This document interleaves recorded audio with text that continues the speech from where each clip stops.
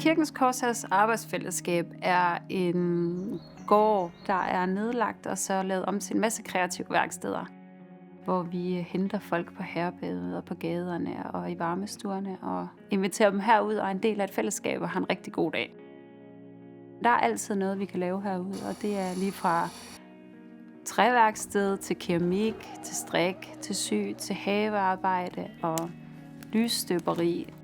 Om du kan hjælpe med at fodre dyrene, eller om du kan dreje noget i træ. Det er fuldstændig lige meget, og alle opgaver er lige vigtige. Det er bare helt vildt fantastisk, når man ser et menneske, da det begyndte herude, var meget plaget af sygdom eller af misbrug. Det kan vi ikke tage 100% fra dem, men den der med det voksne opgave kan stå op hver dag, komme herud, du ved, og byde os selv ind med ting, invitere andre ind, du ved, det er bare helt vildt fantastisk.